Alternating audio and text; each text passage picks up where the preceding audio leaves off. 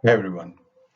It's a message especially for people who are starting their career right now or graduating from school. It's not a history class, but then we must look at how India have evolved over the 20 centuries that we passed.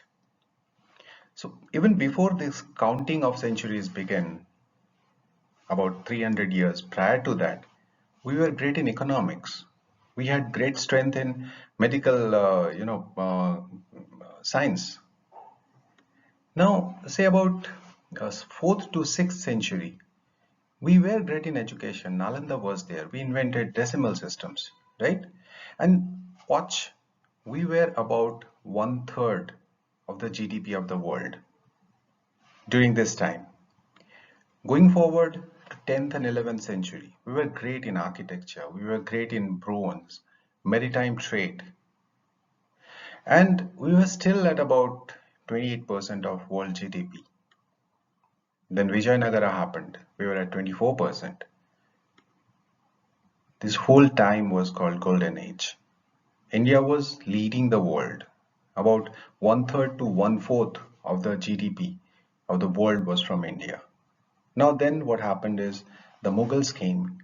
Initial Mughals actually added to the prosperity, but with the decline of Mughal, a journey started which was actually, I'd say, very perilous for us.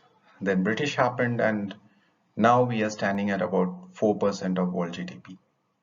Now, where do we want to go from here? That's the question.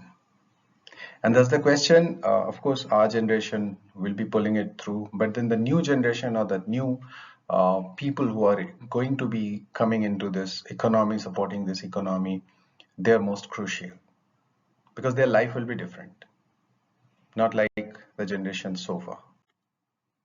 So, where do we go from here? You know, this is a scenario of 20th century that I showed, wherein our GDP was probably about 4% of world GDP, but still we were number 13. Any guess where we are headed to go? Of course, from here we'll be rising.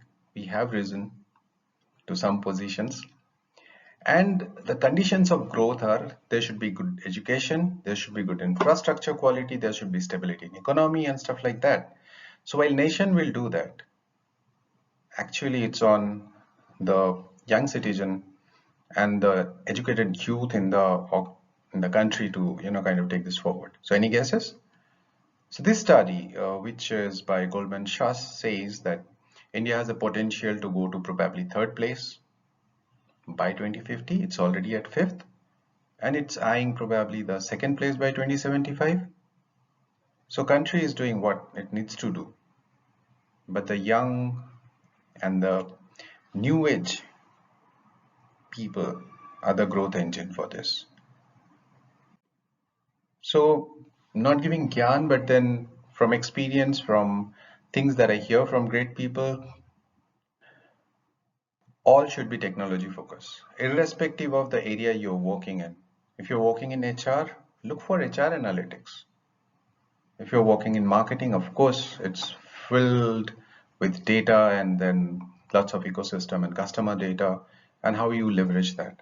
Any field you are working in, don't shy away from data. Just devote your time in digital, in data, in analytics, in AI and ML, irrespective of your profession. The second point is be open to reskill.